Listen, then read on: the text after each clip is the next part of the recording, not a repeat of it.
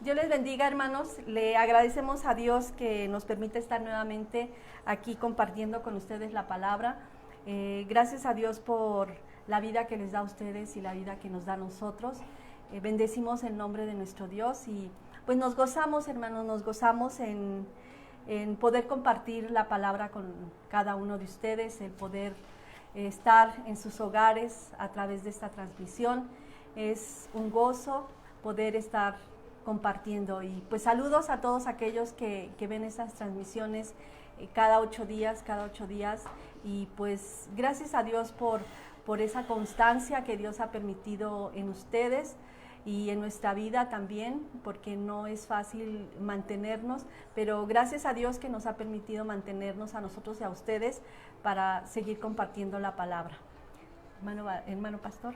Pues le damos gracias a Dios, hermanos. La verdad es que profundizar en la palabra del Señor es algo hermoso, porque nos encontramos con siempre un mensaje para cada uno de nosotros y nos da gusto, hermanos, que ustedes estén con esa disposición de ver las transmisiones y gozarse con nosotros. Y les invitamos a que sigan firmes en la palabra del Señor. Este tiempo difícil solamente lo podemos sobrellevar con Jesús a nuestro lado, y la manera es conociendo la palabra de Dios. Gloria a Dios. Pues vamos a empezar. ¿Oramos? Oramos, hermano. Gloria a Dios. Precioso Señor, te alabamos y bendecimos tu nombre. Gracias por esta tarde, gracias por la vida de cada uno de tus hijos.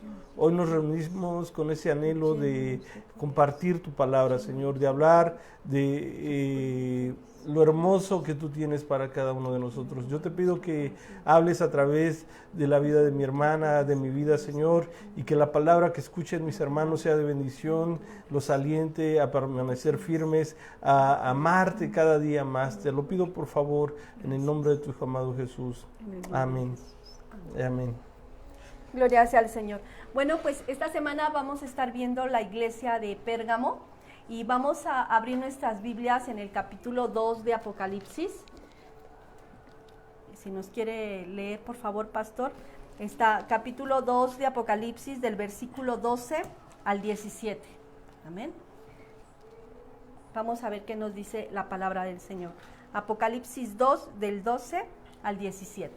Y escribe el ángel de la iglesia en Pérgamo, el que tiene la espada aguda de 2 filos, dice esto: yo conozco tus obras y dónde moras, dónde está el trono de Satanás, pero retienes mi nombre y no has negado mi fe, ni aun en los días en que Antipas, mi testigo fiel, fue muerto entre vosotros, donde mora Satanás.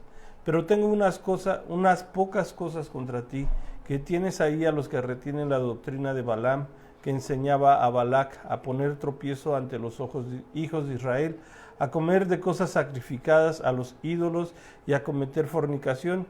Y también tienes a los que retienen la doctrina de los nicolaitas, la que yo aborrezco. Por tanto, arrepiéntete, pues si no, vendré a ti pronto y pelearé contra ellos con la espada de mi boca. El que tiene oído, oiga lo que el Espíritu dice a las iglesias. Al que venciere daré a comer del maná escondido, y le daré una piedrecita blanca, y en la piedrecita escrito un nombre nuevo, el cual ninguno conoce sino aquel que lo recibe. Bueno, pues vamos a empezar con hablando un poquito de esta ciudad de Pérgamo. Bueno, esta ciudad de Pérgamo, ahí se encontraba ubicada la iglesia de Pérgamo, establecida por Pablo. Esta ciudad se encontraba, todas las iglesias que nosotros estamos mencionando, o que nos menciona el libro de Apocalipsis, se encuentran en Asia Menor, lo que hoy es Turquía.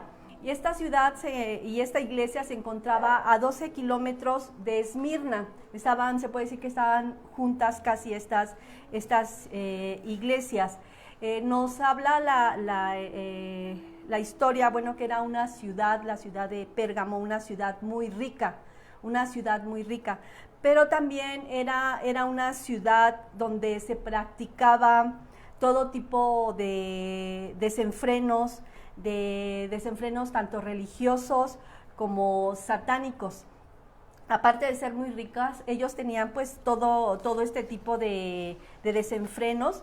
Ellos se dedicaban a la brujería, a la hechicería, ellos eran muy supersticiosos, de todo querían tener amuletos, ellos se dedicaban a la astrología, era una depravación sexual también, y pues tenían un culto muy amplio y muy idólatras. Era aparte de ser hechiceros y una adoración a Satanás, de ahí que dice el Señor, yo conozco dónde moras, en el trono de Satanás. Entonces vamos a ir viendo que cuando habla de trono de Satanás, bueno, vamos a ver que se refiere que el Señor dice que hay principados, potestades. Cuando hablamos de un trono, estamos hablando de ese gobierno que imperaba ahí. Hay lugares en donde los satánicos o todo las huestes satánicas se manifiestan de una forma más grande ahí. Como nosotros, para poderlo entender, aquí en México uno de los lugares más satánicos podría ser Catemaco, que está en Veracruz, un lugar donde hay mucha hechicería, brujería, santería y todo este tipo de cosas. Son lugares donde hay principados, donde hay dominios. Siempre, bueno, nosotros sabemos que ahí estaba, dice la palabra del Señor, que ahí estaba el trono de Satanás, o sea, ahí estaba su gobierno, de alguna manera, por todas las cosas malas que hacían en esa ciudad. Y que bueno, hoy podemos ver que así como dice que ahí hay tronos, esto nos hace una referencia que hay veces que cada país tiene un ser que está en control de ese país, una hueste de maldad también que está en control de un país, de una ciudad, de una colonia, de una familia. Podría ser la Virgen de Guadalupe para los mexicanos, ¿no? El 12 de diciembre moviliza a millones de gente, y vienen a la basílica, en otros lugares, y pues se reúnen en las iglesias, ¿no? De algunos otros estados. Pero aquí cuando dice del trono, el trono de Satanás. El trono de Satanás, hay dos ideas que por qué lo dice, ¿no? Y la primera era porque había un gran altar a Zeus. Sí. ¿Sí? Entonces el altar era grandísimo, tenía alrededor de 36 a 34 metros y pues era muy grande, ¿no? Y el otro es que también se le rendía culto al emperador. Y eso mismo lo veíamos en Esmirna, ¿no? Que también en Esmirna se le rendía culto al emperador, y la forma de hacerlo era encendiendo un pedacito de incienso y decían, César es el Señor. Esto era lo que le exigían a la iglesia de Esmirna, ¿no? Que hicieran solamente rendir culto al César, y que después ellos podían hacer lo que ellos querían. Pero algo que los de Esmirna decían, ¿cómo es que les vamos a rendir culto a César si nuestro Señor es Jesucristo? Entonces eso era una de las causas. Otro es que también lo que estabas mencionando ahorita es que en Pérgamo se le rendía culto a Esculapio, era el dios de la medicina. Entonces este dios se representaba con una serpiente, y es la misma en un palo. En un palito, y es la misma que se usa hoy en la medicina, ¿no? Con esto se identifican los médicos. Ahora, lo que tú mencionabas, algo que sobresalía de esto no es que ellos se enfocaran en la medicina en sí, no, sino que era como tipo magia. Sí. Entonces hacían hechizos o remedios, pero junto con invocaciones. Entonces ahí es donde estaba la desviación de la medicina. Entonces por eso es que Pérgamo también era una ciudad pues pagana. Sí, y aparte satánica. Bueno, lo podemos ver esto así como se me venía ahorita la idea de los espiritistas. La gente que va a este tipo de templos espiritistas llegan y les hacen sus limpiezas con ramas y las limpias, y luego les dan medicamentos con hierbas también aparentemente para una curación. Yo he estado en una limpia, no fue porque dije, ay, voy a ir a la limpia, ¿no? Sino porque en un trabajo que tuve, esta persona hizo una limpia y me tocó estar ahí en la limpia. Yo viendo nada más, no crean que a mí también me ramearon, ¿no? Pero sí vi cómo la hacen, los ponen en medio de un círculo y empiezan a hacer rezos. Sí. Y lo chistoso de todo esto, no sé si sean así todas las limpias, pero lo que me llamó mucho la atención es que los rezos son a Jesús, no le hablan a otra persona, sino que están pidiéndole a Jesús que la limpie, que le quite todo el mal, que aleje las envidias y un montón de cosas, ¿no? La pasan por fuego, hacen como líneas de fuego en esa limpia que yo vi. Ponía el hombre una línea de fuego y la mujer la pasaba de un lado para otro, sí, y estaba rezando. Entonces, algo que parecía bueno, si lo pudiéramos decir así, pues no tenía nada de bueno, porque no le daba el lugar a Dios, sino que estaba haciendo cosas paganas poniendo el nombre de Dios. Entonces, sí, pues no. Yo he platicado con gente que es espiritista, de alguna manera ellos me dicen que ellos se llaman Templo Espiritista Trinitario Mariano. Todo lo que ellos enseñan ahí no es, supuestamente es bueno. El líder de uno de los templos espiritistas dice que todo es bueno, que ellos invocan a Dios, que ellos, porque mencionan a Jesucristo, mencionan a los que creen en María, Trinidad, porque dicen que la Trinidad, pero no es la Trinidad de Dios, lo que ellos mencionan. Entonces ellos hacen invocaciones a los muertos y hacen venir espíritus a la vida de uno de los que ponen en un altar, y viene el espíritu, se posesiona a esa persona y habla y le dice todas las cosas. Entonces, a través de medicina, a través de hierbas, a través de animales, de todo este tipo de cosas, ellos hacen sanidad hacia las personas. Y la gente, como dice, es que fue Dios quien me curó, ellos vuelven a regresar, porque piensan que lo que se hace es en el nombre de Dios. Era lo mismo que pasaba en la ciudad de Pérgamo. La gente iba a donde se encontraban estos, entre paréntesis, médicos, pero bueno, eran curadores a través de la magia, de la hechicería. Le decían llevarse ciertos amuletos para la prosperidad, vamos a ir viendo más adelante todo esto. Sí, yo ahorita estaba pensando en el mercado de Sonora, ¿no? El mercado de Sonora. Ahí usted busque el remedio que necesite y ahí lo va a encontrar. Que quiere hacer un amarre o cualquier cosa, ahí lo va a encontrar. Entonces, algo que encontramos en Pérgamo, pues es esto, ¿no? Que sí había curaciones, que la gente sí sanaba, incluso en el templo de Esculapio había serpientes sueltas. Entonces la gente enferma llegaba y se quedaba a dormir ahí a la sombra del templo, y estas serpientes pues como que estaban entrenadas y no hacían daño. Entonces si una serpiente tocaba a un enfermo, entonces ellos creían que ya con esto ellos iban a sanar. Entonces eran muchas supersticiones que había en la ciudad de Pérgamo, ¿no? Y que hoy en día sigue sucediendo. Que le ponen el ojo de venado, que le ponen el hilo rojo, que le pasan el huevo, y incluso esto lo he escuchado de hermanos, y que me han dicho, hermano, ¿será malo que le pase el huevo a mi hijo? Entonces, porque es que luego para que cuando se les quite el aire, ¿no? El aire, o esto de que alguien tiene envidia. El mal de ojo. El mal de ojo. Entonces, dice la gente, pues lo voy a hacer.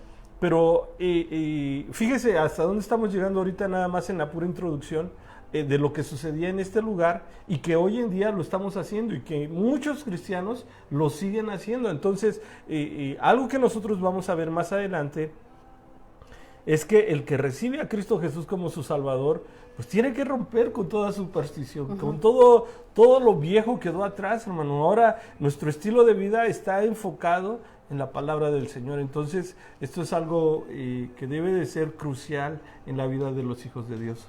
¿sí?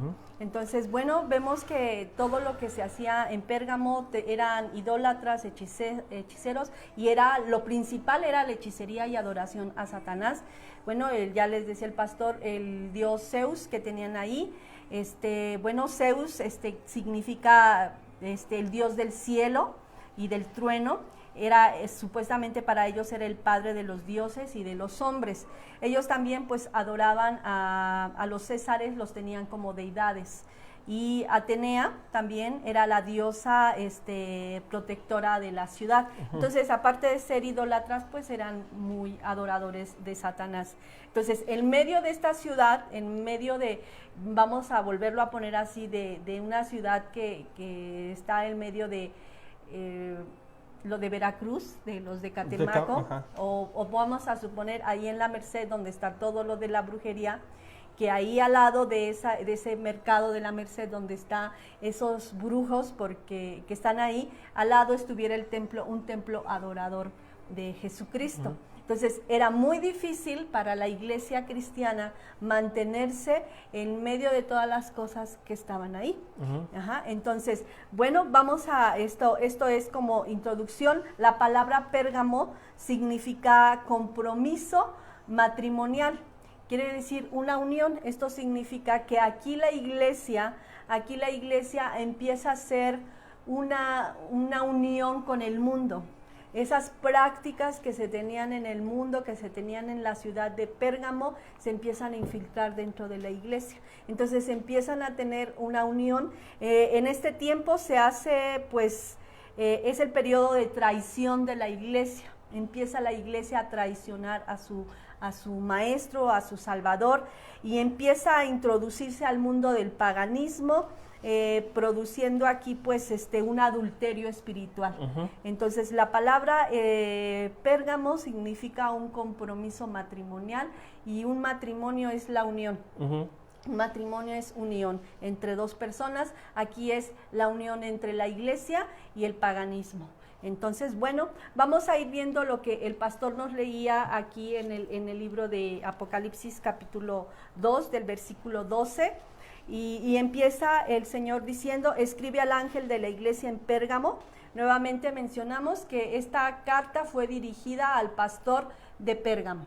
Al pastor de Pérgamo. Dice: el que tiene la espada aguda de 2 filos, dice esto.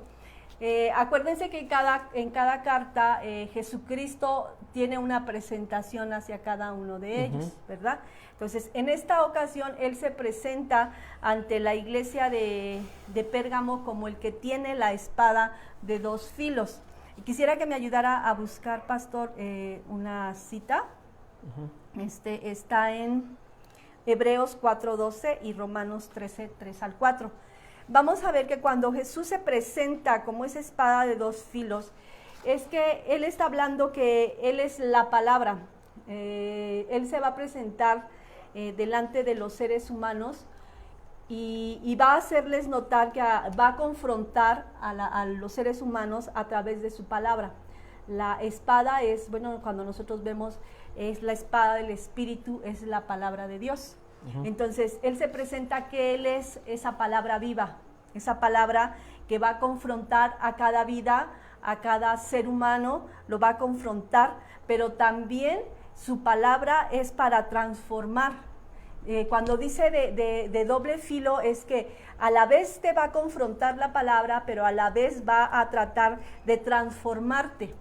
Va a tratar de sanar, va a tratar de liberar, va a tratar de discernir tus pensamientos, de discernir nuestros caminos y de revelar la intención de nuestro corazón. Entonces, Él cuando se presenta así, Él les dice: yo sé cómo viven y yo sé dónde moras, yo sé todo lo que está pasando ahí.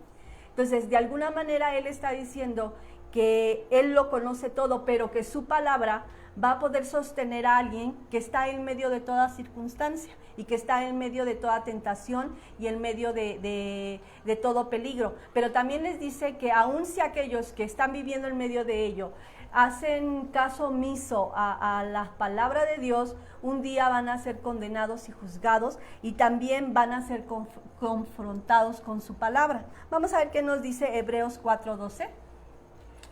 Porque la palabra de Dios es viva y eficaz y más cortante que toda espada de dos filos y penetra hasta partir el alma y el espíritu, las coyunturas y los tuétanos y discierne los pensamientos y las intenciones del corazón. Sí, entonces aquí nos está diciendo que la palabra de Dios es como una espada viva que penetra hasta partir el alma y las coyunturas y los tuétanos y discierne los pensamientos. Entonces Él se está presentando como aquel al quien vamos a tener que dar cuentas, pero también aquel al que en medio de toda situación puede transformar nuestra vida y que conoce nuestros pensamientos, a dónde vamos y qué hacemos, que a través de su palabra, esto es muy importante porque vamos a ir viendo más adelante, que el pueblo que no tiene su palabra es un pueblo que va a perecer.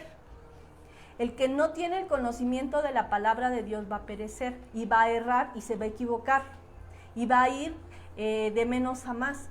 Entonces Dios quiere que nosotros como cristianos seamos gente que dependa de su palabra, gente que esté diestra con la espada, porque nos dice el Señor que nos revistamos de toda la armadura de Dios, ¿verdad? Para que podamos pues deshacer las obras del diablo y que podamos estar de pie cuando el día malo termine, nosotros podamos estar de pie, y que es necesario que nos vistamos y tomemos la espada del Espíritu y el escudo de la fe, con la cual nosotros vamos a poder apagar los dardos del maligno. Entonces Dios nos está diciendo que el ser humano necesita la palabra de Dios. Y Él se presenta como el único que puede dar vida en medio de la oscuridad, en medio de las tinieblas. Esa ciudad en donde se encontraba la iglesia de Pérgamo, pues era una ciudad de oscuridad, era una ciudad donde imperaban las tinieblas, y nadie iba a poder sobrevivir si no se apoyaba en la palabra de Dios. ¿Por qué? Porque ella es luz y lámpara a nuestro camino. Dice que ella es lámpara a nuestro camino y que ella es la luz a nuestro diario vivir. Entonces, si nosotros no nos adherimos a la palabra, aún en medio de que nosotros estamos en estos tiempos, si nosotros no tomamos la palabra de Dios, la espada del Espíritu, pues vamos a perecer, porque en medio de situaciones, pues no vamos a saber qué hacer. Así es. Yo no sé, a todos nos ha tocado, ¿no?, que lleguen a nuestra casa los testigos de Jehová y tocan, y muchos tienen miedo de salir y muchos salen, pero lo chistoso de todo esto es que sabemos mucha Biblia, pero no sabemos dónde está. Entonces usted le empieza a decir a los testigos, y los testigos como que dicen, a ver ahora, pero ellos ya saben. Y ¿sabe qué? ¿Cómo nos ganan ellos? Diciéndonos, dígame o enséñeme dónde está. Y ya como nosotros sí sabemos o lo hemos escuchado, pero no sabemos dónde está, ya nos ganaron y ya no podemos seguir debatiendo con ellos. Y no tanto debatiendo, hermano. Yo lo que quiero que vea es el que nosotros tengamos conocimiento de la palabra de Dios nos identifica. Fíjese, un ejemplo muy, muy sencillo. Los que juegan fútbol, soccer, saben el nombre de todos los equipos, y si tienen un equipo preferido, se saben el nombre de cada uno de los jugadores, sabe en qué posición va en la tabla, sabe si va a ganar o va a perder, y trae puesta la camiseta. Algo similar debería de suceder con los cristianos. El que nos digamos que somos cristianos nos debe de identificar porque conocemos la palabra de Dios. Y no solamente que hablamos y hablamos y hablamos, pero no tenemos los fundamentos, no tenemos las herramientas. Cuando habla de esa espada de doble filo, hermanos, es que no solamente tiene filo de un lado, sino tiene filo por arriba y filo por abajo. Entonces, cuando corta, no solamente corta en una dirección, sino corta doble. Entonces, esto es algo que nosotros tenemos que tener presente, hermanos, que los hijos de Dios conocen la palabra de Dios, saben la palabra. No se trata solamente de memorizar textos o decir, yo ya leí la Biblia, porque la Biblia la podemos leer 1, 2, 3, 4, 5, 7 veces la Biblia, o qué sé yo, una vez por año. Pero de nada sirve si usted no ha discernido la palabra de Dios. De nada sirve si usted no pone en práctica la palabra de Dios. déjeme decirle, hay muchos estudiosos, mucha gente profesionista que lee la Biblia, conoce la Biblia y no hay un cambio en la vida de ellos. No hay esa transformación porque solamente la leyeron como un libro. Y algo que tenemos que aprender en esta tarde, cuando Jesús dice que Él es la espada aguda de dos filos, tenemos que entender que esa espada va a entrar profundamente a la vida de cada uno de nosotros y nos va a transformar, así como dice Hebreos 4, 12, ¿no? Sí. Porque la palabra de Dios es viva y eficaz y más cortante que toda espada de dos filos. Esto, cuando dice que es más cortante, es que va a tratar en la vida de cada uno de nosotros, que va a deshacer esas cosas que están en nuestra vida y que tienen que salir. Y luego dice, y penetra hasta partir el alma y el espíritu. Una espada cuando entra, a lo mejor llega y toca el hueso, pero la palabra de Dios no solamente llega y toca el hueso, sino llega y toca el alma, hermanos. Y es entonces cuando uno es transformado. Entonces, usted cuando aprenda de la palabra de Dios, cuando escuche la palabra de Dios, hágalo con esa disposición, que mi vida sea transformada. Algo que siempre pido en mis oraciones, Señor, que la palabra nos transforme, nos anime, nos aliente. ¿Por qué? Porque si nosotros entendemos el mensaje, esto que yo les acabo de decir va a suceder en cada una de nuestras vidas. Entonces es bien importante que comprendamos lo profundo de este mensaje o de la forma en que Jesucristo se presenta a la iglesia. Sí, y que bueno, hermanos, el ser transformados por esa espada, por esa palabra de doble filo, no es fácil, porque a veces la palabra de Dios toca lo más sensible de tu vida, lo más difícil de tu vida, y a veces eso provoca enojo o tristeza y resentimientos. A veces el Señor te dice perdona y tú dices, ¿por qué tengo que perdonar si yo no les hice nada? ¿Por qué tengo que amar a los que me ofenden? Pero así dice la palabra del Señor. Entonces su palabra siempre nos va a llevar a algo mejor.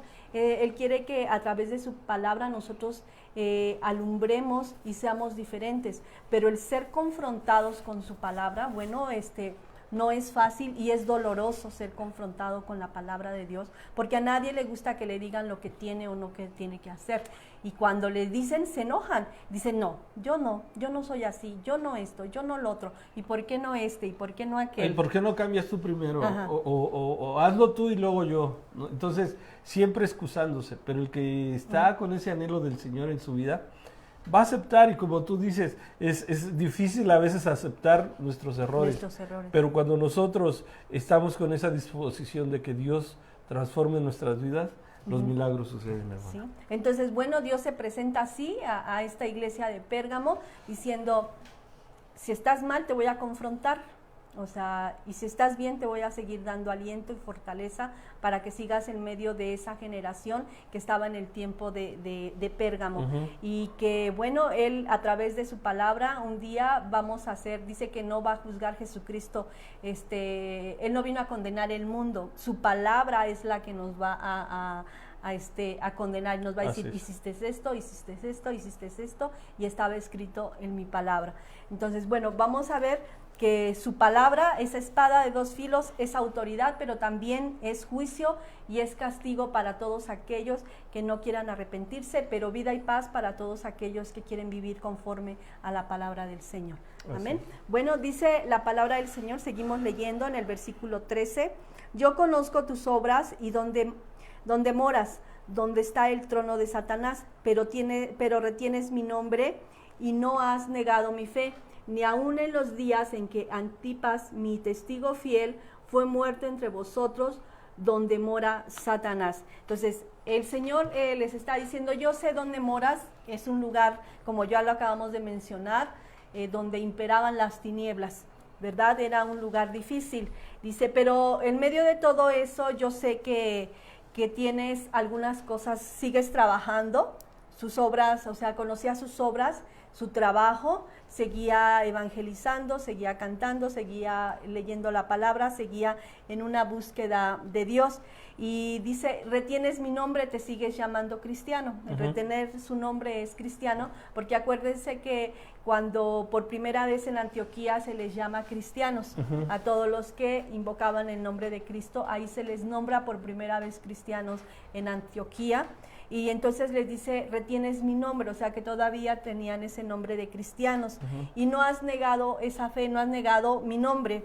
Entonces dice, a pesar de donde mora Satanás, sigues siendo una persona que retienes mi nombre. Dice, a pesar, le dice ahí, dice, no has negado mi fe, ni aun en los días en que Antipas, mi testigo fiel, fue muerto entre vosotros. O sea, no había negado la fe. Acuérdense que las primeras iglesias tienen una persecución muy fuerte. Todavía un poco de tiempo en la iglesia de Pérgamo, porque si se acuerdan, la iglesia de Esmirna fue una iglesia muy perseguida. Todavía un tiempo en la iglesia de Pérgamo había persecuciones. Entonces, aquí es a donde se refiere, no has negado mi fe, aún en medio de las persecuciones que hay, tú sigues manteniéndote en fe, creyendo en mi nombre, que yo soy tu Salvador. Dice, aunque han matado a mi testigo, a mi siervo Antipas. Antipas era el pastor de la iglesia de Pérgamo. Él se negó a adorar a estos dioses, a Esculapio, a Zeus, a adorar al César y y hacer todas esas cosas que estaban en medio era el obispo a cargo de esa iglesia, o el pastor de esa iglesia. Bueno, algo que sí, cuando dice retienen mi nombre, también se refiere a esas tentaciones que había, ¿no? Sí. Acuérdese que en Esmirna si no hacían lo que ellos decían, por ejemplo, de adorar al César, los despojaban de sus posesiones, les quitaban el trabajo, y entonces empezaban a vivir en un estado de pobreza. Entonces, muchos de los que estuvieron en Pérgamo, muchos aceptaron, y esto es lo que vamos a ver más adelante con los nicolaitas, aceptaron un estilo de vida que decían, pues, vamos a aceptar sus condiciones, pero para que pues sobrellevemos las cosas. Al fin seguimos creyendo en Cristo.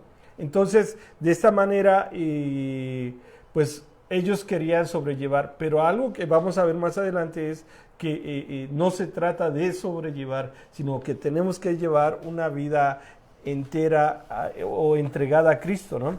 Y luego, otra de las tradiciones acerca de Antipas es que dice que murió rostizado en un toro de bronce. Sí. Lo metieron a un toro que tenía fuego y lo dejaron que ahí se cocinara el pobre Antipas, ¿no?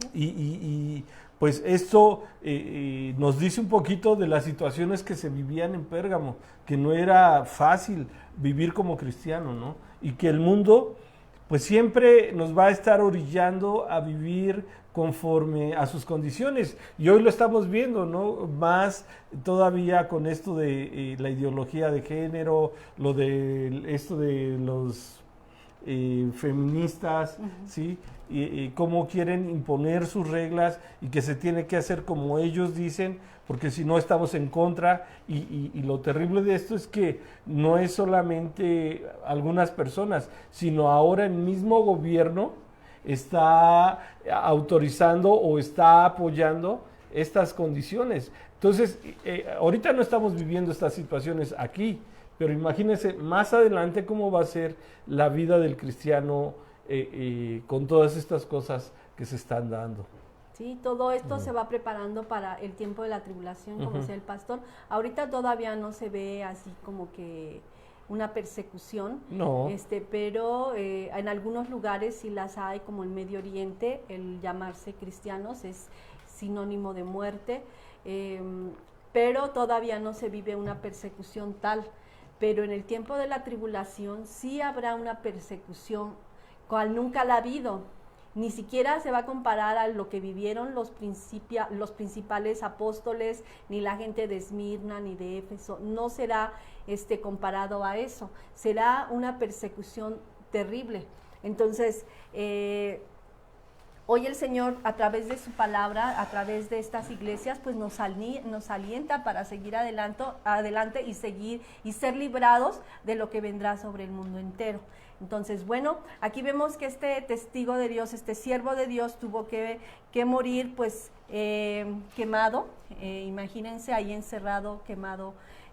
Fue una tortura terrible. Así es. Pero bueno, aún viendo todo eso, la iglesia de Pérgamo se mantuvo fiel, se mantenía fiel. Vamos a seguir adelante. ¿Algo más, nada más como dato, Antipas significa en contra de todos. Y cuando dice testigo, es la antigua palabra griega de martus. Martus es una palabra interesante y sugestiva en el griego clásico.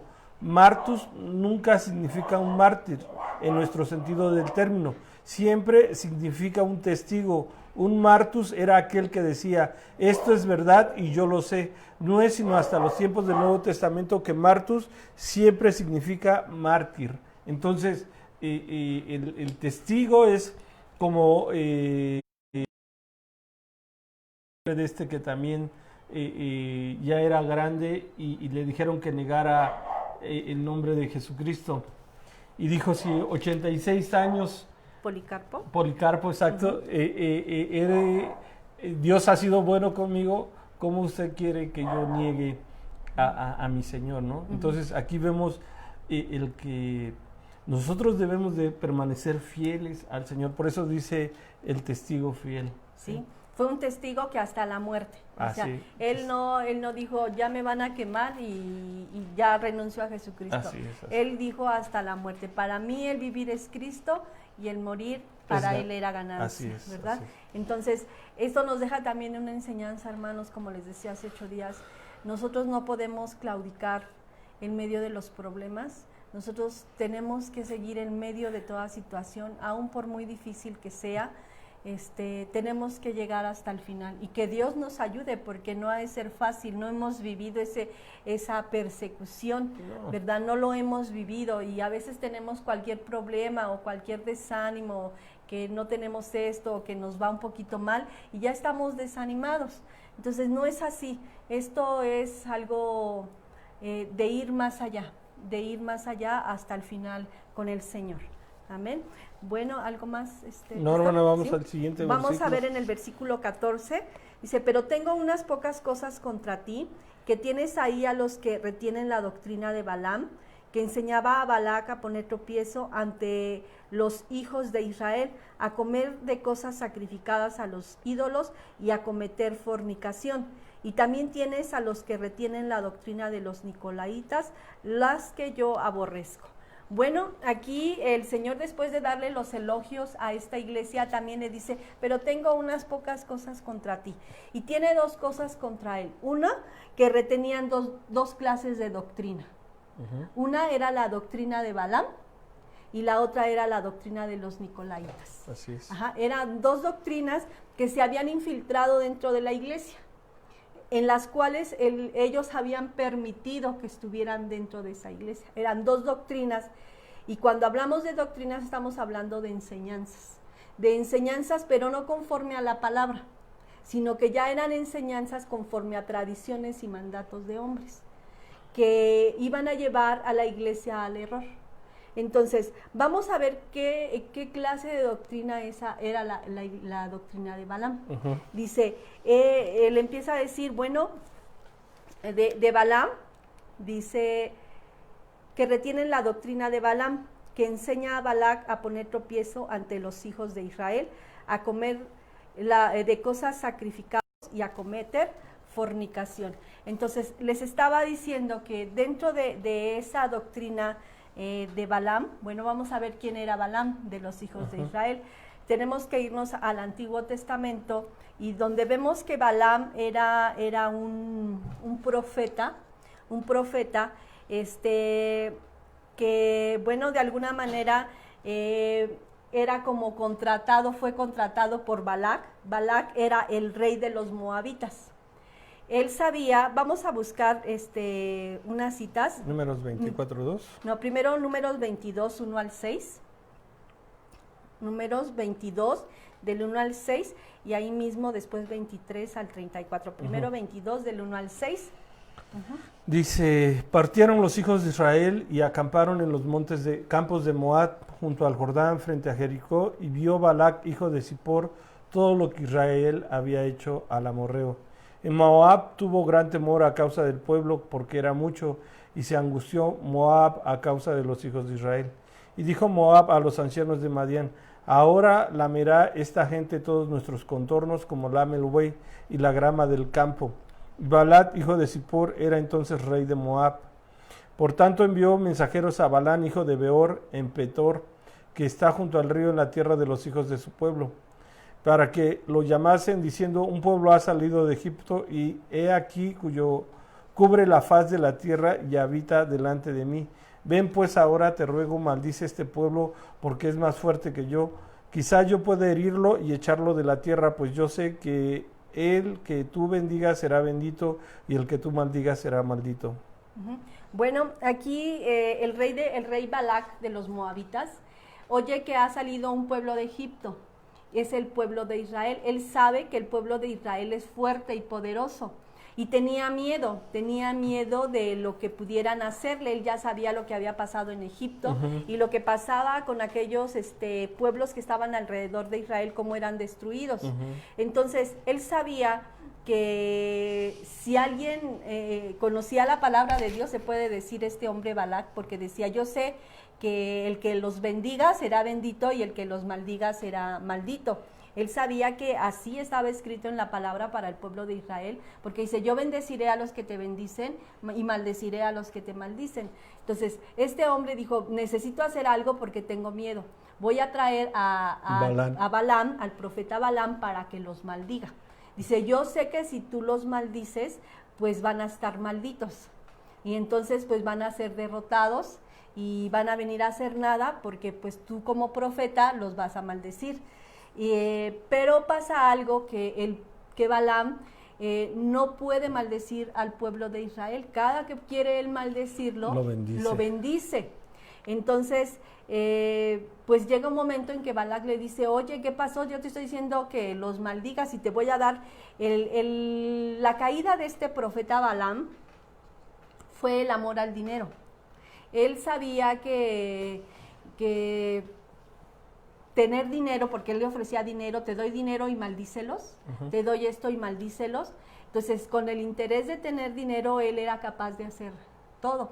Pero llega un momento en que Dios no puede maldecir al pueblo que él bendijo. Entonces, dice que este profeta es reprendido a través de una burra de carga, ¿verdad?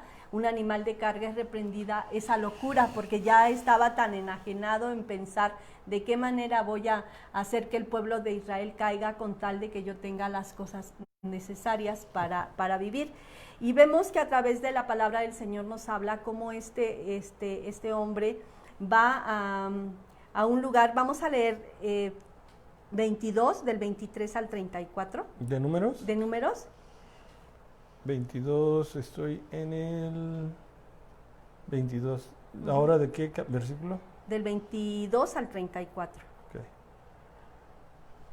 Dice, y la ira de Dios se encendió porque él iba, y el ángel de Jehová se puso en el camino por adversario suyo.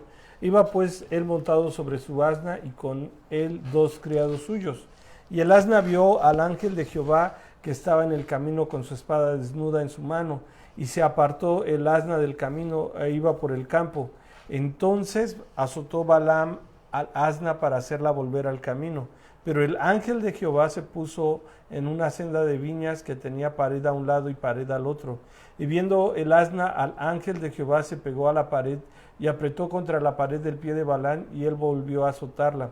Y el ángel de Jehová pasó más allá y se puso en una angostura donde no había camino para apartarse ni a derecha ni a izquierda. Y viendo el asna al ángel de Jehová, se echó debajo de Balán, y Balán se enojó y azotó al asna con un palo. Entonces Jehová abrió la boca del asna, la cual dijo a Balán: ¿qué te he hecho que me has azotado estas 3 veces? Y Balán respondió al asna: porque te has burlado de mí. Ojalá tuviera espada en mi mano, que ahora te mataría. Y el asna dijo a Balán: ¿no soy yo tu asna? Sobre mí has cabalgado desde que tú me tienes hasta este día. He acostumbrado a hacerlo así contigo. Y él respondió: no. Entonces Jehová abrió los ojos de Balaam y vio al ángel de Jehová que estaba en el camino y tenía su espada desnuda en su mano. Y Balaam hizo reverencia y se inclinó sobre su rostro. Y el ángel de Jehová le dijo: ¿por qué has azotado tu asna estas 3 veces? He aquí yo he salido para resistirte, porque tu camino es perverso delante de mí. El asna me ha visto y se ha apartado luego de delante de mí estas 3 veces, y si de mí no se hubiera apartado, yo también ahora te mataría a ti y a ella dejaría viva. Entonces Balaam dijo al ángel de Jehová: he pecado porque no sabía que tú te ponías delante de mí en el camino, mas ahora, si te parece mal, yo me volveré. ¿Sí?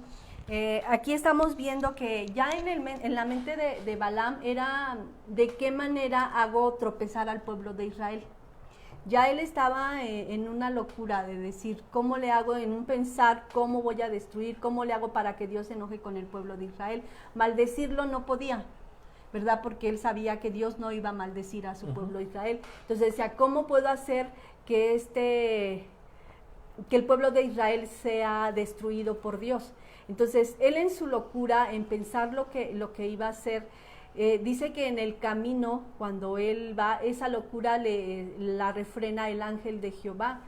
Y dice que él se pone en el camino, él va con su asna, ¿verdad? Y dice que la primera se pone en el camino, dice en el versículo 22, la ira de Dios se encendió tanto contra este hombre, que dice que en el camino se puso por adversario suyo, en contra de ese mal profeta, en contra de ese mal profeta.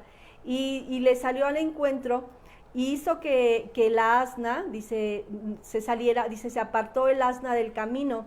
Entonces azotó Balaam el asna para hacerla volver al camino. ¿Esto qué nos quiere decir? En esto que nos acaba de leer el pastor era como una lucha entre que Balaam, que no se daba cuenta de lo que estaba haciendo a través de esto. Él quería apartarse del camino. La asna sabía que tenía que ir por el camino, que él ya tenía que ir por un camino, pero no por un camino equivocado, sino por un camino de rectitud. El asna sabía que enfrente de él estaba el ángel de Jehová, y que él tenía que detenerse y pensar las cosas. Esto nos hace ver que, bueno, estos falsos profetas, este falso profeta, o en el tiempo de la iglesia de Pérgamo, no se detenían a ver el camino por donde estaban llevando a la iglesia. Lo que ellos estaban viendo eran sus intereses. Entonces no les importaba lo que estuvieran haciendo, lo mismo que este falso profeta. Él vino, dice la palabra del Señor, pero el ángel de Jehová se puso en una senda de viñas que tenía pared a un lado y pared al otro lado. Y viendo el asna, el ángel de Jehová se pegó a la pared y apretó contra la pared del pie de Balaam, y él volvió a azotarla.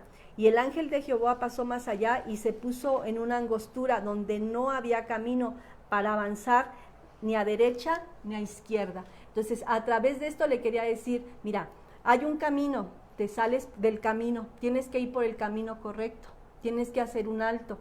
Le vuelve a decir, no te apartes ni a derecha, no había ni para dónde ir, ni a derecha ni a izquierda, solamente había un camino. Entonces, este falso profeta no pudo entender, pero el asna sí lo pudo entender, que él sabía quién estaba enfrente era el ángel de Jehová, y habla al profeta, le dice, ¿por qué me haces esto? Yo no te he sido infiel, todo el tiempo te he llevado y he sido fiel, ¿por qué me maltratas? Dándole a entender que, bueno, su infidelidad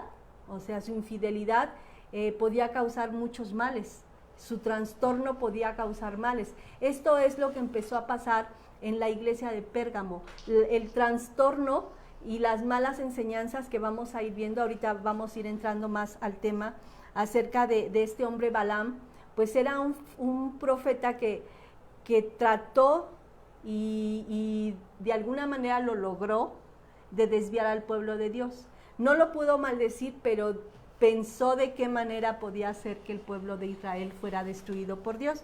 Entonces, él le dice, ¿sabes qué? Maldecirlo no puedo, porque sale bendición. Lo único que vamos a hacer es que la manera en que Dios se puede enojar con el pueblo de Israel es que ellos forniquen. Entonces, vamos a hacer, dice, que las mujeres más hermosas de los moabitas vengan y seduzcan al pueblo de Israel. Aparte de que van a fornicar, van a ser idólatras. Y entonces ahí va a venir el castigo de Dios, porque no pueden tener otro Dios que no sea Él. Entonces vemos que vienen esas mujeres moabitas y empiezan a seducirlos y empiezan a fornicar con ellos, y aparte muchos empiezan a formar hogares con ellos y empiezan a ser hombres idólatras, empiezan a adorar a su Dios. Ellos tenían un Dios llamado Quemos, los moabitas. Ellos pues llevaban a sus hijos para ser quemados y tenían una serie de prácticas también muy feas los moabitas. Vamos a ver que algo más, pastor, antes de seguir. Bueno, ahorita que la situación fue que Satanás, ya yéndonos a Pérgamo, usó la técnica de Balaam, ¿no? Sí. No pudo maldecir al pueblo, entonces vamos a hacer las cosas sutilmente, ¿sí? Entonces, el que mandara a las mujeres de Moab a socializar con el pueblo de Israel, logró lo que no pudo hacer a través de una maldición. Y esto nos sucede hoy en día. Les quisiera leer algo de William Barclay. Dice, así que pronto empezaron a establecer vínculos con ellas, asistiendo a sus fiestas, sí, comiendo de lo que antes habían sacrificado a sus ídolos, y finalmente tomar parte en alguno de sus cultos idolátricos, porque no podían comer de aquella carne que parecía tan deliciosa. ¿Qué podía haber de malo en tener relaciones sexuales con aquellas bellas jóvenes que estaban más que dispuestas a ello? Así que empezaron a cuestionarse por qué debían de hacer caso a lo que Moisés les había mandado, si al fin y al cabo él era un hombre muy mayor que no entendía de los disfrutes de la vida y de las inquietudes de los jóvenes. Parece que las tácticas de Balaam estaban funcionando. Entonces, esto lo vemos hoy en día, hermano. Vemos cómo hoy no hay prohibiciones, se puede ser cristiano y al mismo tiempo llevar una vida acorde a lo que el mundo nos dice, ¿no? Hace unos días veía a alguien que es supuestamente cristiano, que estaba escuchando música del mundo. Y diríamos, pues, ¿qué tiene de malo, no? Y pues no podemos satanizar todo, ¿no? Incluso escuché alguna vez a algún pastor que decía que la música de Luis Miguel no era mala, ¿no? Porque pues le cantaba a la mujer. Pero el problema no es tanto si es mala o no, sino es esa sutileza hacia dónde nos lleva, hermano. Entonces a lo mejor usted dice, pues yo es que a mí me gusta porque la letra es muy bonita. El problema no es que la letra sea bonita, sino que sucede como estas mujeres que se fueron metiendo al pueblo y eran mujeres bellas, ¿no? Entonces usted dirá, pues qué bello es esto. Pero eso da pie a ir a otras cosas, porque no solamente las vieron, sino que empezaron a convivir con ellas, y no solamente convivieron con ellas, sino que empezaron a tener relaciones sexuales con ellas, y no solamente tuvieron relaciones sexuales con ellas, sino que después sacrificaban a los ídolos de ellas. Entonces, ¿se da cuenta cómo fue ese proceso? De poco a poquito el pueblo de Dios se fue alejando y se fue volteando hacia las religiones paganas. Y lo que decían, ¿qué tiene de malo? No hay nada de malo en convivir, ¿no? Entonces, hoy en día sucede lo mismo, hermanos. Muchos de nosotros vemos que nuestra sociedad está marcada por lo sexual en este momento. Usted escucha la música que escuchan los jóvenes. Usted vea los videos que ven los jóvenes. Usted vea incluso las caricaturas que nuestros hijos están viendo y ya todo está sexualizado, ¿sí? Por ejemplo, estaba viendo, ahorita que se me viene a la mente, esta caricatura de la doctora de juguetes. La doctora Juguetes. Ajá. Esta doctora al final, no sé si en uno de sus capítulos, aparece junto con otra niña y en medio un muñeco. Entonces, el mensaje que envía es que puede hacer uno pareja con una persona del mismo sexo y tener familia. Y nosotros a lo mejor no lo alcancemos a ver así, pero ya están adoctrinando o enseñando a nuestros hijos a ver estas desviaciones como algo normal. Nosotros, yo creo que ya desde hace mucho tiempo lo sabemos, que hay caricaturas que están sexualizadas como Bob Esponja. ¿Sí? Hace unos meses atrás salió una noticia acerca de los Muppets, que Beto y el otro, ¿cómo se llama? Enrique. Beto y Enrique en realidad son homosexuales y son pareja, ¿sí? Y eso lo dijeron, no fue que, ay, nosotros lo vemos así, no, sino los escritores, los que hicieron el guión para este programa, son los que dicen, no, es que ellos son homosexuales. ¿Sí? Y si nos ponemos a ver, por ejemplo, hoy en día, ya en las caricaturas, ya se está viendo que hombre con hombre se besa, mujer con mujer se besa, y que ya no hay ningún problema. Hoy en las escuelas se les está enseñando a los niños que todas las relaciones son válidas, ¿sí? Que si se casa un hombre con un hombre está bien, que si quieren tener familia está bien, que si una mujer se casa con una mujer está bien, que si uno se casa un varón con una mujer está bien. Entonces todo lo quieren poner como algo bueno y que nosotros lo debemos de aceptar.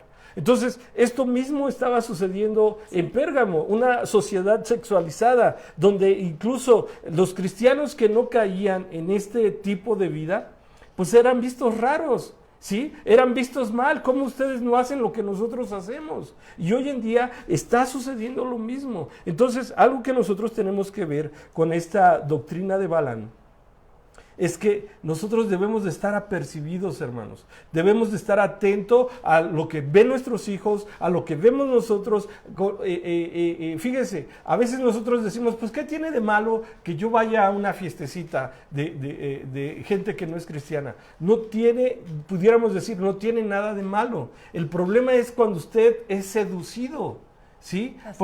Hacer lo malo. Porque yo creo, todos tenemos familia que no es cristiana y que hacen sus fiestas, ¿sí?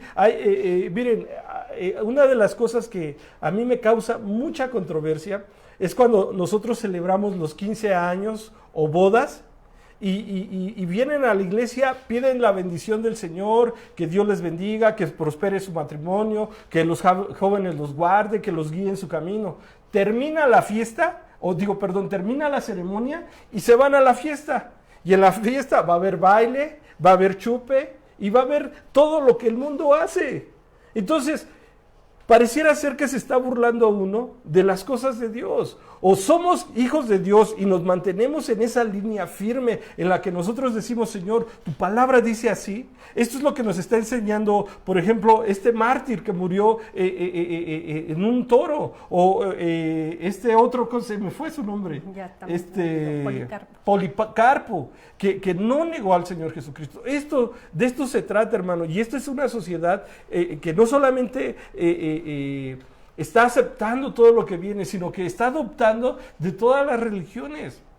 Sí. Hoy en día, dentro de la iglesia, viene una doctrina y se nos hace bonita y lo tomamos. Hace unos años atrás, llegaron unos muchachos que fueron a un encuentro, llegaron con sus banderas y ya querían que hubiera banderas en la iglesia. Y ahí estaban cantando y moviendo sus banderas. ¿Sí te acuerdas de eso? Y entonces, mire, yo tranquilamente le dije, a ver, Roberto, creo que se llamaba uno de ellos, a ver, Beto, explícame, ¿qué significan las banderas? No, mire, que Jehová Nisi, pero, y todo esto, vamos a hacer una cosa. Ve a estudiar, investígame todo lo que significa, entonces vienes, y si nosotros vemos que está bien, lo vamos a hacer.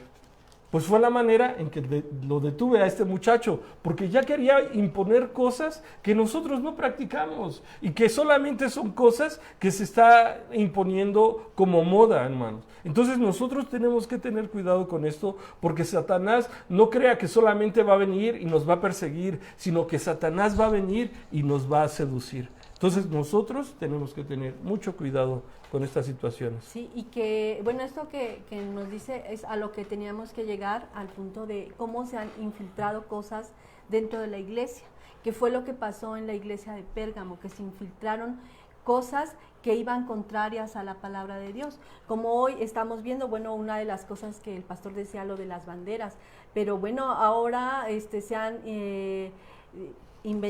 metido muchas cosas. Ahora, por ejemplo, veía el otro día este tipo de apostasía, de que las bailarinas, las niñas las visten como danzarinas de los 7 velos, ¿no? Ajá, y las enseñan a danzar de una manera, pues ni siquiera con sus vestidos, sino ya como pues unas falditas muy cortitas, transparentes, y un topsito, y no, o sea... No, espérate, hace unos días atrás vi un video dentro de una iglesia, hermanos.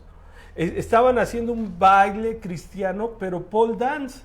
¿Sí saben? Los del tubo, pues dentro de la iglesia.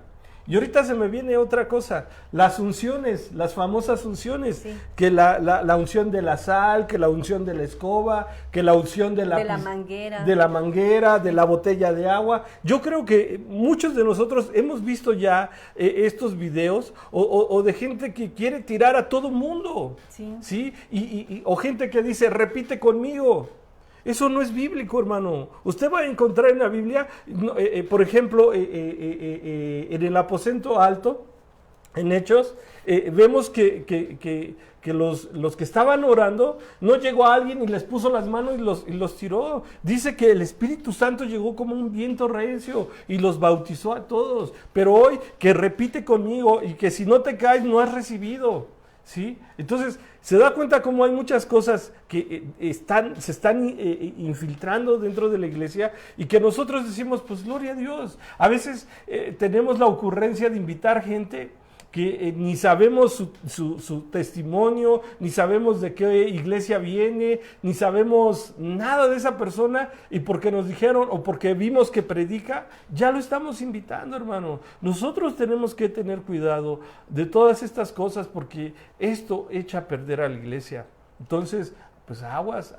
Sí, dice, un poco de levadura leuda toda la masa. Entonces, hay corrientes que se han levantado hoy en día, que están tratando de desviar a la gente de la palabra de Dios y poner su mirada en las emociones, en lo que siente tu cuerpo. Hoy han inventado cristotecas. Ahora la gente, que cuando es Halloween, ahora ya no es malo. Ahora dicen, vamos a hacer un Halloween cristiano.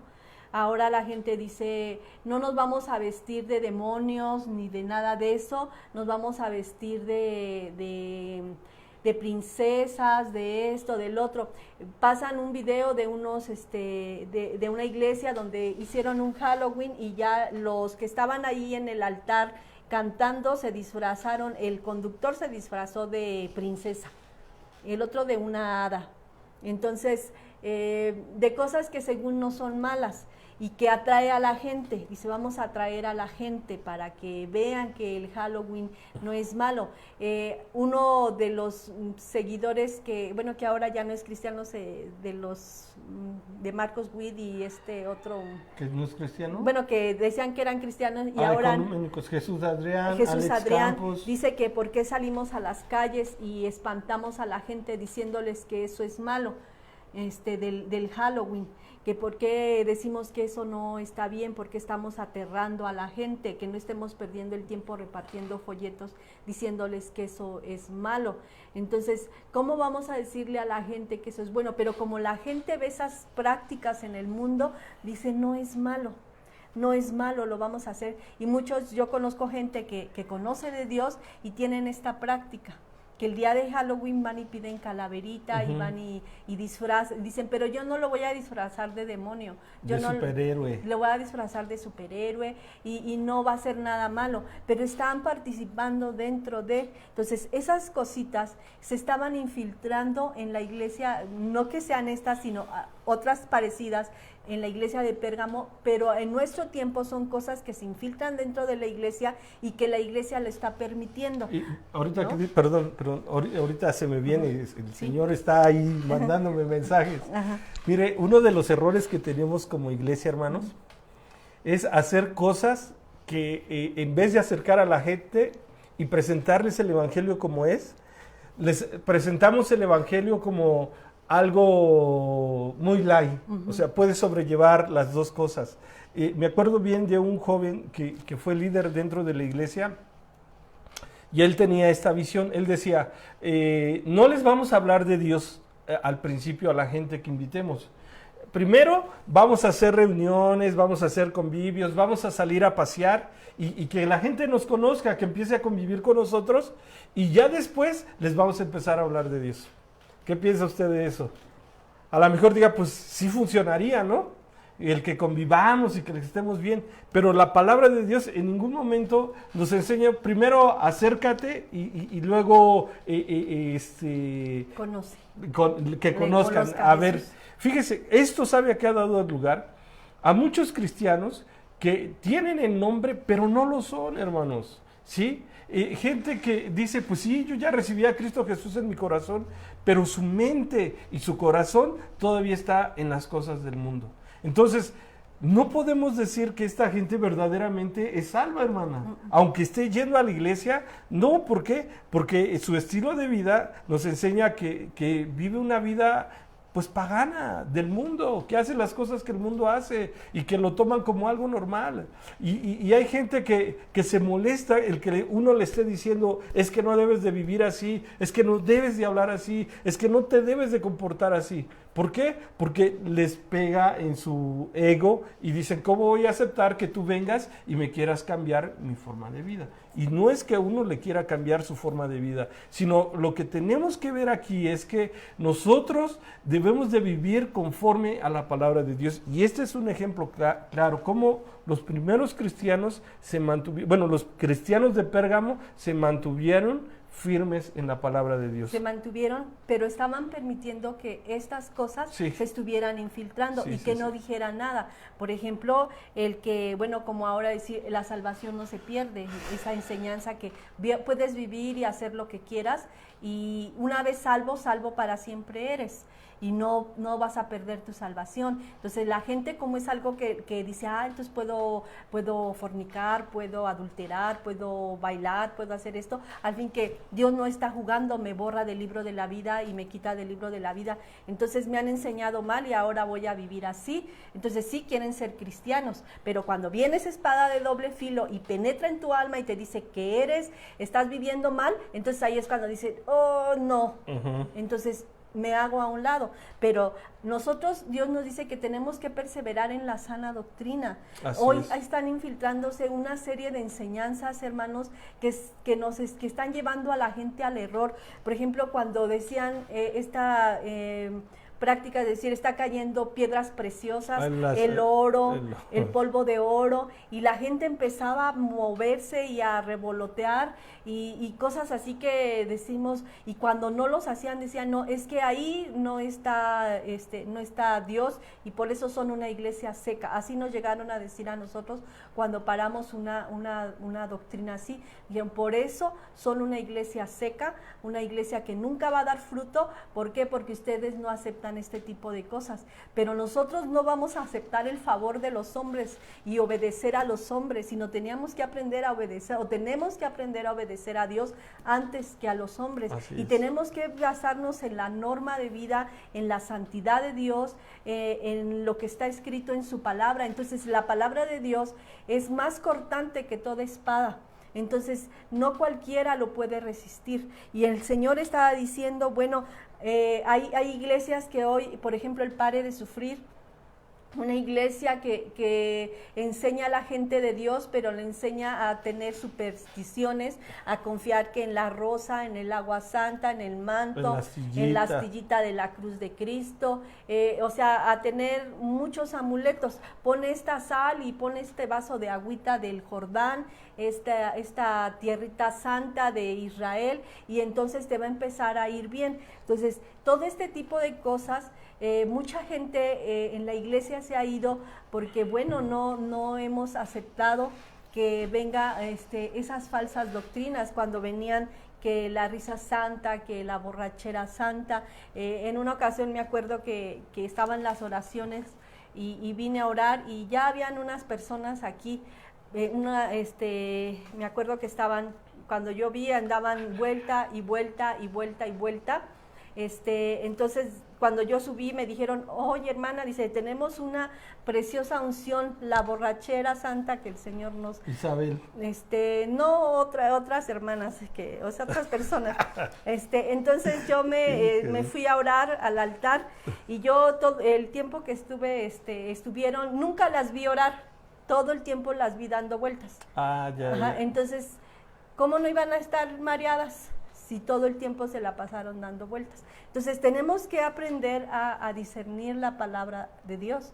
Entonces son cosas que no podemos permitir que se infiltren, cosas que a lo mejor van a traer en el momento así como que sí será bueno, no será bueno, y trae como angustia y situaciones difíciles, pero no podemos dejar que se infiltre una falsa doctrina dentro de la iglesia.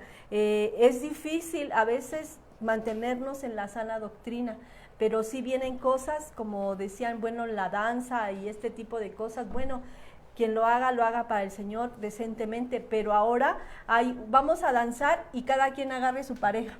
Así hay algunos videos. El pastor agarra a su esposa y se ponen a bailar quebraditas, se ponen a bailar ¿cómo se llama? Merengue. Entonces, esas cosas que no pueden hacer en el mundo, las quieren hacer dentro de la iglesia. Entonces son cosas que era la doctrina de Balaam, hermano. Esas cosas que estaban metiendo del mundo a la iglesia. Estaban tratando de hacer prácticas y para que la iglesia fuera seducida y fuera infiel a Dios. El ser infiel, cuando nos habla de estos hombres que empezaron a fornicar con las moabitas, dice que Dios se enojó tanto que ese día hubieron 24,000 personas, hombres que murieron por haber obedecido las prácticas, por haberse dejado llevar por estas prácticas, por estas seducciones. ¿Cuánta gente no ha muerto espiritualmente por dejarse mover por doctrinas? Gente que hoy se han levantado, esos judaizantes, ¿verdad? Los mesiánicos. Esa gente que ahora ya dejó la gracia y se fue a la ley, y que por la ley quiere ser juzgado y desprecia la gracia. Entonces, cosas que hoy en día están tratando de envolver al mundo. Entonces, esta era la práctica de la enseñanza de Balaam, pero también Dios tenía en contra de la enseñanza de los nicolaitas. ¿Algo? Sí, hermana. Bueno, parece que somos radicales, hermanos, pero no somos radicales, sino estamos viendo las cosas conforme a la perspectiva de la palabra. ¿Cuál fue la consecuencia? 24,000 muertos. Y luego dice la palabra, un poco de levadura leuda toda la masa. Entonces, algo que nos está enseñando la iglesia de Pérgamo, hermanos, es a mantenernos en una línea firme en la palabra del Señor. O sea, no podemos aceptar poquito, hermanos. No podemos decir, esto no es malo, esto sí lo podemos hacer. Porque si nosotros empezamos de esta manera, vamos a caer en lo mismo, hermanos. A lo mejor usted dice un poquito no hace daño. Por ahí dicen cuando se echan una no es ninguna, 2 es la mitad de una y 3 apenas es una. Y como una no es ninguna, volvemos a empezar. ¿Se da cuenta cómo hacemos ese juego de palabras y caemos en nuestras fechorías porque queremos salirnos con lo que nosotros queremos? Entonces, yo les invito a que reflexione en su diario vivir, hermano, y qué cosas debe de sacar de su vida. Y límpiese, hermanos, límpiese, de tal manera que usted esté en condiciones de esperar la venida del Señor, ¿sí? Que esté con ese anhelo de decir, Señor, yo estoy listo para tu venida. Amén. Vamos adelante. Entonces ahora vamos a hablar de los Nicolaitas. En el versículo 15 del 2 de Apocalipsis dice, y también tienes a los que retienen la doctrina de los Nicolaitas, la que yo aborrezco. ¿Sí? Entonces, no sé si quieras empezar. Sí, ¿se acuerdan que cuando estábamos hablando en la iglesia de Éfeso, hablaba de que no toleras la doctrina de los Nicolaitas?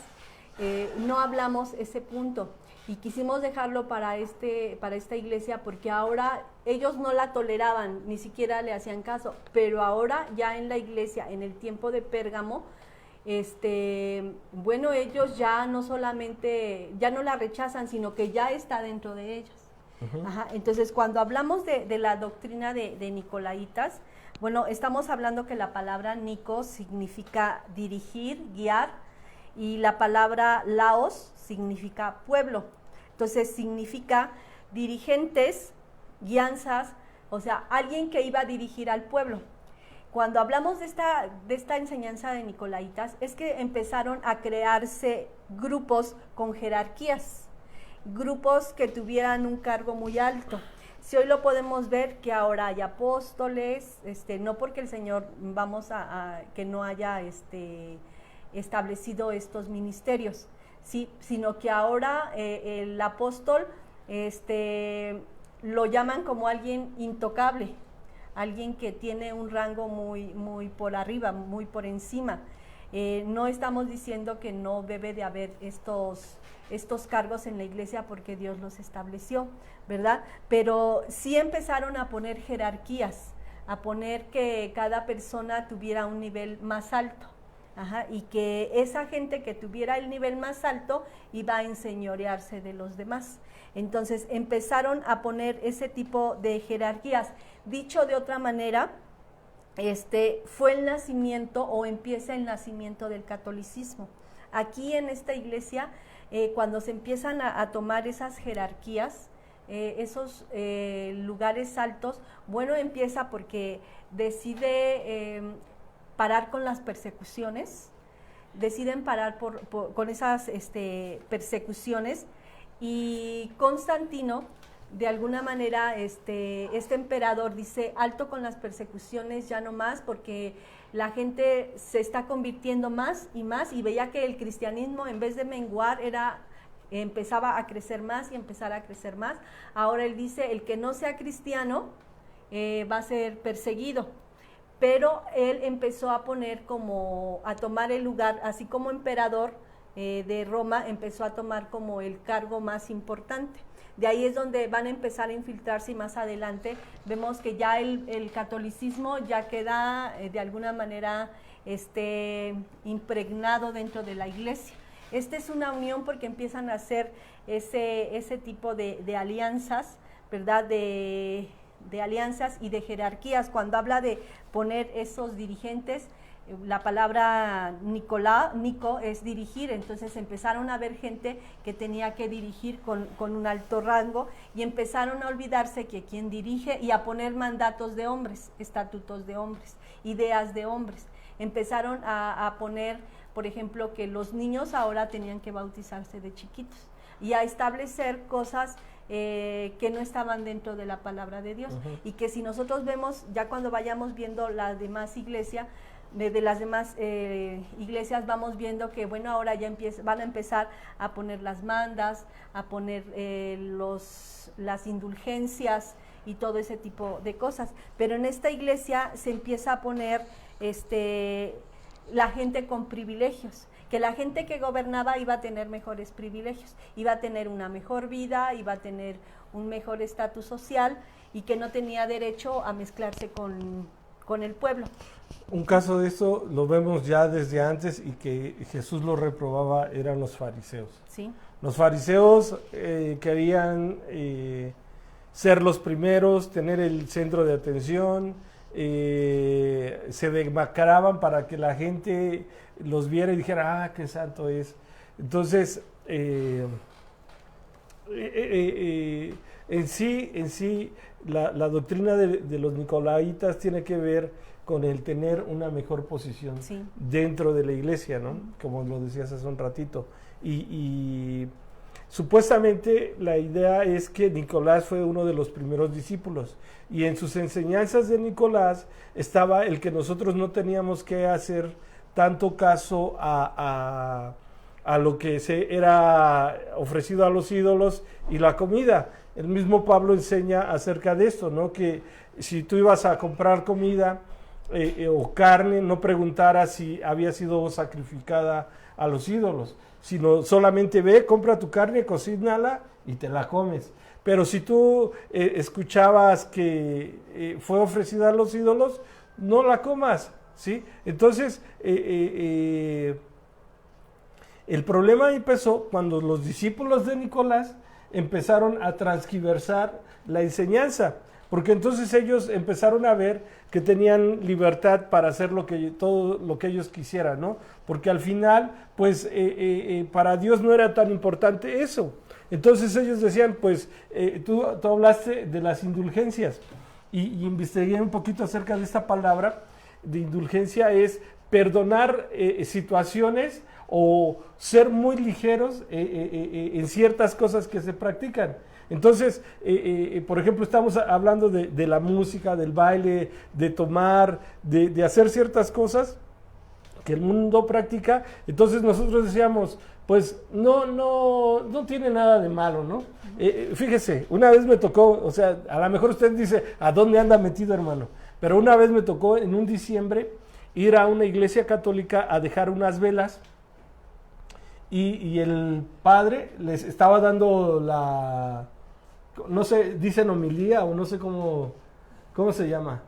Pero el chiste es que estaba como predicando el padre y en las palabras que él decía, me llamó algo mucho la atención porque dijo, ya ahora que estén en las fiestas, pues yo les sugiero, no tomen mucho, no hagan tantos desbarajustes. Entonces, como diciéndoles, tomen, pero contrólense.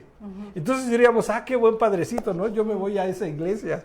Pero la idea aquí es que no es así, hermanos. Porque imagínense, si a usted le dice a un alcohólico, se vale que te eches una cerveza de vez en cuando. O que en la iglesia dijéramos, hermana, si a usted se le antoja una cervecita, échese la cervecita. Y como que les estoy dando la oportunidad para que lo hagan. Imagínese a ese alcohólico que salió del vicio, llega a los pies de Cristo y ahora yo le digo, te puedes echar una.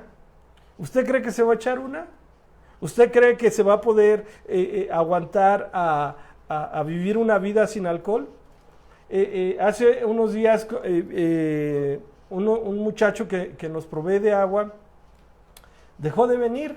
Este muchacho sufre de alcoholismo pero, o sea, él no sé, lo quiso dejar y gracias a Dios, pues ahí anda. Conoce de Dios, pero no es cristiano. Entonces, el chiste es que pasan los días, no lo vemos y regresa un día y todo golpeado de aquí de la cara. Y le digo, oye, ¿qué te pasó? Pues es que otra vez caí. Pues no solamente se cayó, sino que andando tomando se lastimó la cara. Entonces, a eso voy, hermano. Si nosotros empezamos a soltarle la rienda, pues va a haber desorden. Por eso es que a veces nosotros parecemos que somos muy drásticos, pero tenemos que tener cuidado. Por eso el mismo Pablo nos dice que por causa de los más pequeños, nosotros debemos de dejar de hacer cosas. ¿Para qué? Para que ellos no caigan en pecado. Entonces, esto estaba sucediendo también dentro de la doctrina de los nicolaitas, que decían, pues, tenemos carta abierta y podemos hacer lo que querramos. Y no importa que te vayas con otra mujer, no importa que te emborraches, no importa que seas pecador, porque Dios es amor y Dios te perdona. Y que ya luego nada más hicieran unos rezos, unas Aves Marías, Una indulgencia y ya era perdonado y volvías a hacer lo mismo. Exacto, esto es lo que sucede con los que van a hacer sus mandas o que van a hacer sus promesas a la Iglesia Católica. Dicen, voy a dejar de tomar 3 meses, pero están esperando a que se cumplan los 3 meses para ir y emborracharse. Entonces, ¿cuál fue el beneficio? O sea, algo que nosotros hemos aprendido, que el que se acerca a los pies de Cristo y rinde su vida a Cristo, va a dejar de hacer esas cosas. Y no es porque me lo prohíban, porque mucha gente dice, es que en la iglesia todo me prohíben. No es que te prohíban, hermano, sino que tú has entendido que la vida que llevabas no era digna del Señor. Y por eso dejas de hacer las cosas. ¿Sí? A lo mejor los jóvenes de la iglesia no entienden esto y siempre están volteando al mundo, siempre están queriendo hacer lo que el mundo hace, quieren imitar al mundo. Entonces, algo que nosotros tenemos que enseñar a nuestros hijos es a vivir esa vida que le agrade a Dios. Pero si usted le afloja, si usted le suelta la rienda tantito, pues van a decir, si mi papá lo hace, si mi mamá lo hace, ¿por qué yo no lo voy a hacer? Entonces, algo que nosotros tenemos que aprender, hermanos, es a conocer la palabra. Si nosotros entendemos la palabra, vamos a darnos cuenta que sí va a haber cosas que nos tenemos que reprimir, pero no es porque me lo prohíban, sino porque esas cosas me causan daño, hermano. Amén. Sí. Adelante. Entonces, pues bueno, hermanos, estas prácticas se habían introducido dentro de la iglesia y lo peor era que aunque no negaban el nombre de Dios, era algo que aceptaban, algo que habían, por ejemplo, había un caso con Pablo que les decía, voy a creer que tantos si no pueden juzgar un caso de adulterio y lo toleran. Entonces, hoy en día las iglesias se han acostumbrado a vivir una vida de pecado, ¿verdad? Y se tolera, pero el Señor dice, bueno, anda en los caminos de tu corazón, en la vista de tus ojos, pero sabe que sobre todas estas cosas Dios te va a juzgar y que todo nos es lícito, todo nos es permitido hacer, pero no todo nos edifica y no todo nos conviene hacer. Entonces, por eso el Señor menciona en lo último, del 16 y 17, dice, por tanto arrepiéntete, pues si no vendré a ti pronto y pelearé contra ellos con la espada de mi boca. El que tiene oído oiga lo que el Espíritu dice a las iglesias. Al que venciere daré a comer del maná escondido y le daré una piedrecita blanca y en la piedrecita escrito un nombre nuevo, el cual ninguno conoce sino aquel que lo recibe. Dios le hace la exhortación, Jesús le hace la exhortación a esta iglesia de arrepentirse. Le está diciendo, arrepiéntete de haber tolerado todo ese tipo de cosas. Tú no puedes vivir así. Tú tienes que hablar que el vivir en mí es santidad. Tienes que hablar la sana doctrina. No podemos estar hablando a medias tintas y llevar a un evangelio a medias. No podemos tolerar ese tipo de cosas. No podemos estar permitiendo para que la iglesia no se vaya, la gente no se vaya, que entren cosas que ellos quieren hacer. El Señor dice, así es mi palabra.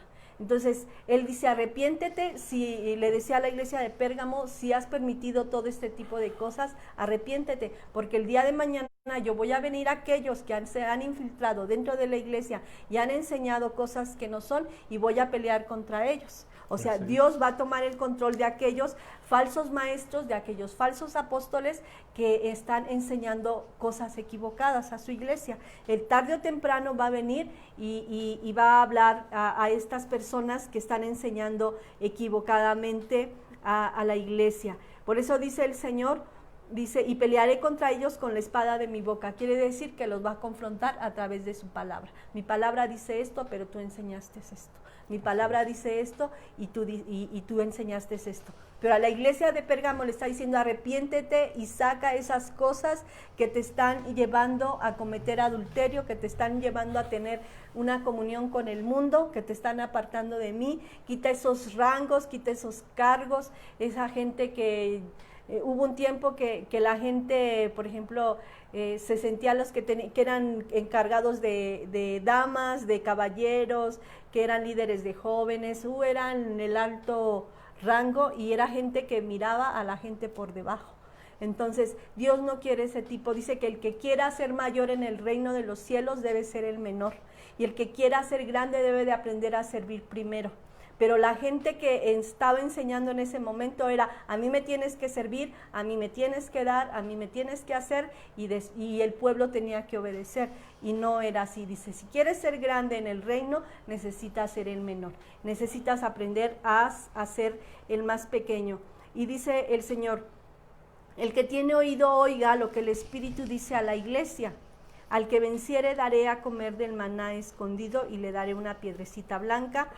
Le está diciendo a la iglesia, al que venciere, y nos está diciendo a nosotros, al que venciere le daré de comer del maná escondido.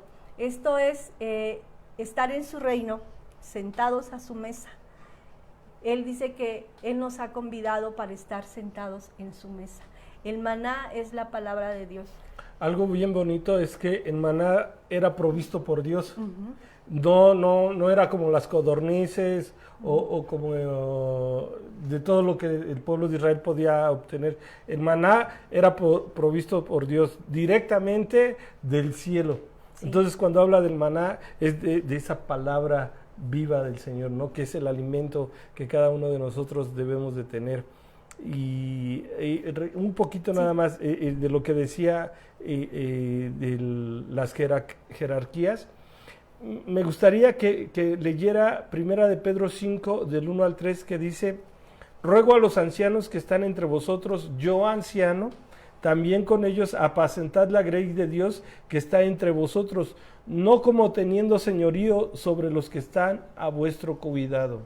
Esto es algo bien interesante, hermanos. No porque tenga el título de pastor, eso me va a dar una posición más alta, ¿no? Sí. Conozco pastores que son pastores, pero si les dicen, hermano, nos ayuda con la limpieza, ¿cómo voy a hacer yo la limpieza? Si soy el pastor, ¿no? O el líder, como tú decías, hermano, le va a tocar el talento, hermana, ¿cómo yo el talento si yo soy la líder de mujeres, o el líder de varones, o el líder de jóvenes? Que lo hagan los demás. No, las palabras de Pedro son muy claras. Los ancianos u obispos son exactamente lo mismo, no están sobre la grey como lo reclaman los nicolaitas, sino entre ellos. Dios ha escogido de su pueblo a unos que lleven mayor responsabilidad, sí. Pero esa mayor responsabilidad no nos hace o no nos da el poder derecho. O el derecho de estar encima de los demás y que los demás nos sirvan. El que Dios nos escoja dentro de la grey es para dar un mejor servicio. Y se los he dicho una y otra vez a los profesionistas, a los que tenemos un liderazgo. El que tú tengas una profesión, el que tú tengas un liderazgo dentro de la iglesia, te obliga a dar más que los demás, a ponerte abajo de los demás para que los demás puedan subir. Esa es la labor, hermanos. Vemos en todos los apóstoles tenían el título de apóstoles, pero ellos eran los que sufrían, ellos eran los que pagaban el precio. Pablo y Silas en la cárcel, Pedro encarcelado, golpeado, Bernabé, ¿sí? Cada uno de ellos no decían, a ver, hermanos, ustedes van a ir a predicar y nosotros nos quedamos aquí. No, ellos eran los que iban, los que metían las manos, los que sufrían, ¿sí? Y el ejemplo de ellos motivaba al pueblo de Dios a seguir los mismos pasos, hermano. Entonces, se los digo con mucho amor, yo desde este lugar como pastor, lo veo como un privilegio, pero al mismo tiempo lo veo como esa oportunidad de dar un poquito más que los demás, ¿sí? No lo veo como una carga, no lo veo como que, ay, ojalá y todos me entendieran, no, sino como, gracias Señor, porque tú pusiste tu mirada para que yo pudiera hacer un poquito más. Entonces, no es que los demás no hagan, sino todos tenemos la oportunidad para hacer, pero Dios tiene sus escogidos. Sí. Amén. Bueno, hermanos, y el Señor nos dice que si tú vences esas tentaciones y vencemos todas esas cosas que quieren infiltrarse en nuestras vidas, Él nos dará el maná. Amén. ¿Esto qué quiere decir, hermanos? Que cuando le tenemos a Él, no deseamos nada. O sea, le tenemos a Él, lo poseemos todo. Entonces, yo me acuerdo, decía, bueno, cuando me convertí a Cristo, decía, qué aburrido va a ser vivir sin el mundo. Así yo decía, qué aburrido no tener que bailar, que esto, que el otro, y hice mi lista. Y yo decía, no hago la vida de cristiana siendo una vida tan aburrida.